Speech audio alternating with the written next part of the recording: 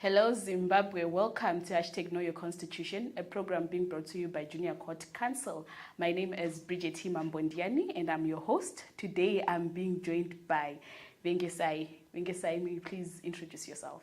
Greetings, Live a Revolution. My name is Vengesai Vash Malengano.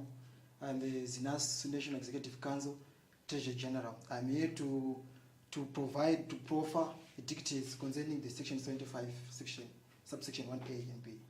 Okay, so he has already delved into it that today we are going to be talking about Section 75, 1A and B. Section 75 is the right to education. So, Venkesai, what is your understanding of the Section 75? I understand you are only looking at 1A and B.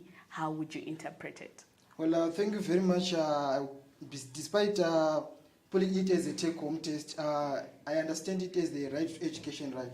So basically, education is a fundamental right.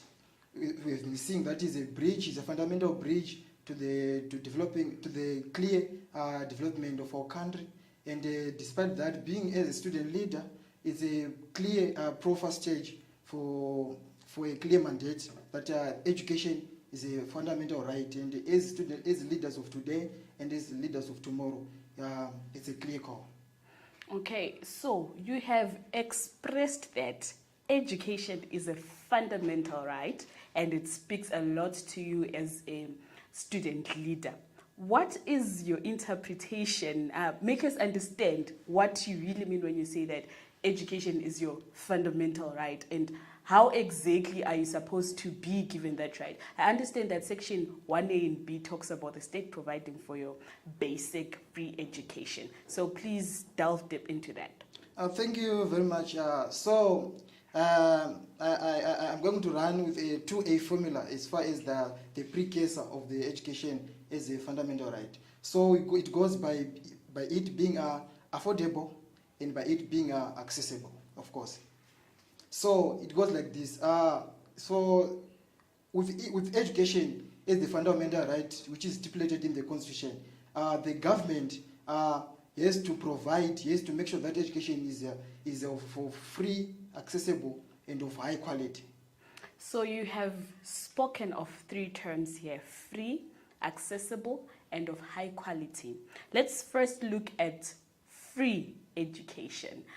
Do you really think that it is possible that in a country like Zimbabwe, with our economy, our state is able to provide us with free basic education? And perhaps you'd rather have another interpretation of the word free basic education. Well, thank you. Actually, looking at the current scenario in Zimbabwe, with Congotica, Magotica economic crisis, we're seeing that it's hard for us to have a clear code that we should have free education, given that our economic crisis is being induced by the induced exchange rates and so forth. So basically, looking at another challenge, we can safely say we need at least a fair tuition fee. Right now, we are being in a scenario whereby we have ballooning tuition fees, which are being approved by the ministries, and it's hard for us to say that we have direct call for the free education, of course, but rather we can have an affordable tuition fees and well-regulated ancillary services of the universities. Okay, interesting. You know, one thing that as law students we've always battled with is what is free to one reasonable person may not be free to another reasonable person when it comes to these things. So you've talked about that. So in the economy that we are in, we cannot necessarily have free, but rather make it affordable and accessible. And you've also raised a pertinent issue pertaining to the university fees, the ballooning university fees, and the reason why we are seeing a lot of demonstration and things like that, because students are not content and parents are not content with the whole fees issue. So please give us an illustration of how it is exactly when it comes to, you know, the issue of the high fees that I would say you are saying they're not fair, and the constitution itself saying that we are supposed to be able to be afforded free and fair education. And then what is the gap that is there, and what could be done to ensure that we close that gap and ensure that every, you know, young person is afforded tertiary education? Oh, thank you very much. So it starts as a precursor that for us to have an accessible education, right? It means to say that the fees, they're supposed to be fair, right? So the whole issue is all about incessant fiscal indiscipline. So it goes by policy inconsistency by the Minister of Higher Tertiary. So it goes like this: as student leaders, number one, you have to provoke the space. That's number one. So the second idea is to articulate the big idea. So the big idea goes by raising awareness and a strong consciousness to those who hold offices. They have to be accountable, and you have to have the right to petition the government. Okay, so you are saying that in breaching this gap, as student leaders, it then becomes your mandate to ensure that you are talking to the right stakeholders so that they, you know, you mitigate each other along the way. Yes, of course. Okay, interesting. So moving forward, right, would you say that the actions that as student leaders you are taking to ensure that we are afforded our right to education, are they effective? And also, could you highlight those steps that you have been taking? Well, thank you very much. Obviously, it goes up by the issue of, like you said, the issue of knowing the offices.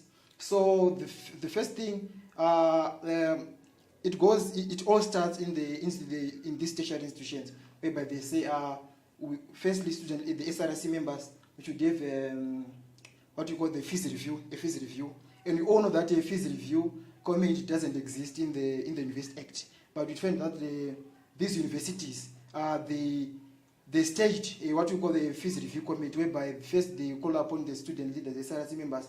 So after calling the student leaders, they just come up with the resolution, and they rush that resolution is pushed straight to the ministry without setting up for a council.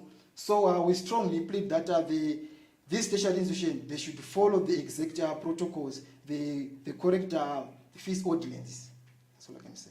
Okay, do you mind explaining on the protocol and the fees ordinance?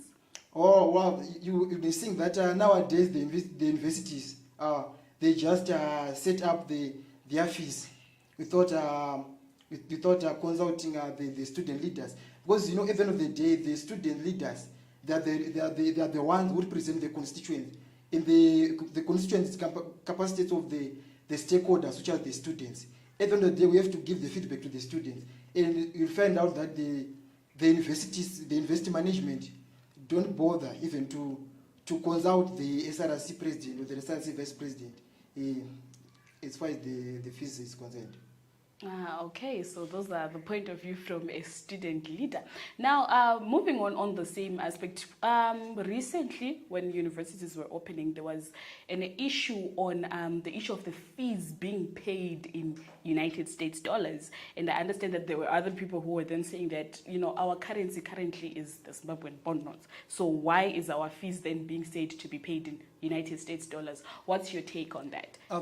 Thank you very much. It goes by the issue is this. The Minister of Higher Tertiary will find out the tertiary institutions, they are embarking on a strategy of looting as many RTGS as they can. So you find that they will do so by practicing what you call fiscal indiscipline, whereby they misuse, instead of charging the fees in ZWL, which is our reporting currency, right?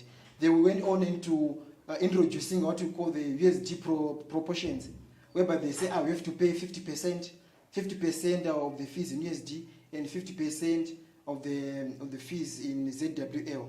We all know that currently the civil servants right now are getting peanuts, and you see that this year the civil servants are faced with a high taxation burden. So you see that their salaries right now, they are being affected, they are being exhausted by tax.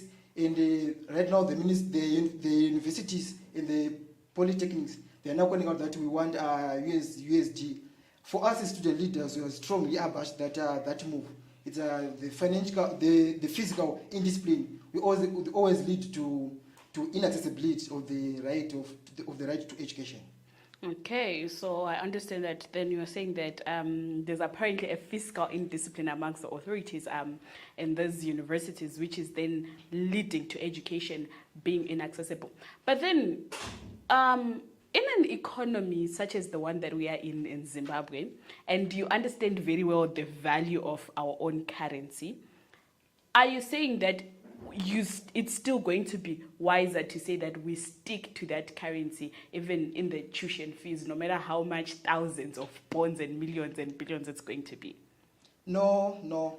Actually, of course, ZWL is the reporting currency. It's our reporting currency, right? Mm-hmm. But it proved that the Zimbabwean the bond note is not of high significance, of course. But it doesn't mean that us as students we should suffer, or we should be we should be the tape holders of the suffering end. So it also goes by what you call police inconsistency right now, whereby you see they say the ZW is our reporting currency, right? But the tertiary institution still demands USD. So it's inevitable, of course, for us to keep on, it's now hard for the tertiary institutions to embark on ZWL because of high exchange rates. And these high exchange rates, it means that there's going to be a low buying power for the tertiary institutions, because they say, we want to cover up the utility bills, the utility costs, and so forth, because they say those utility costs, they are being demanded they are being demanded in USD. So I can say that still the problem goes to the physical problem. It also goes to the Ministry of Finance, because we can't embark on the ZWL, and at the end of the day, the teacher institutions are now demanding USD. Okay, interesting. So as a student leader, right? How do you propose the situation is handled? I understand that you kind of did pass through that, but now clearly speaking from point of view, you said you're the Treasurer General, right? Yes, of course. Yes, the ones who handles the finance. How would you really address the current situation? You know, that situation of the fees having to be paid in United States dollars, and the fees ending, and the education ending up not being accessible to everyone. How would you handle that? Thank you very much. Actually, it goes by this. We feel like there is need now for the government to increase more allocation to the sector of the higher tertiary education. Because we all know that the higher tertiary education is the driver for economic change, the driver for innovation, and research and development. So there is need for an increased allocation of funds towards the higher tertiary education sector. Then there's also a need for government to increase more funding in pushing for grants for students. Because you understand that there are students, we have much more innovations, we have much more power in terms of the creation of innovations. So there is need for the government to increase more funding toward that. But also there is need for the Ministry of Higher Tertiary to buttress an issue of students unemployment in all tertiary institutions, so that at least it will cover up for those students who have challenges. Okay, there you have it, that the economic crisis in Zimbabwe has led to the right of education not being afforded to a lot of young people in Zimbabwe. And really that's going to further jeopardize our economy as we go on, since we have heard from the leader that education, it is the basis of building a stronger economy. Any last words before we close the session? Thank you very much. I also go by what we call a 2D formula in these tertiary institutions. Yeah. So we say that in section 75, subsection 1A and B, it goes by, it stipulates about the right to education, which goes by the affordability and the accessibility. As we see that the 2D formula, it goes by very, we can't say that yes, the education is accessible. One is we have depoliticization of the students, and there is no democratization of the education system. So I think there is need for all in all tertiary institutions, there is need for the censorship of what we call the civic orientation. There is need for students in higher tertiary to have censorship modules of political orientation and civic orientation, so that at least we shape the way forward in improving our Zimbabwe. There you have it, Zimbabwe. As the students ourselves, we have a role to play in ensuring that our right to education, as given by Section 75 of the Constitution, is afforded to us. This is from us at Junior Court Council. My name is Bridget Timambondiani. Thank you.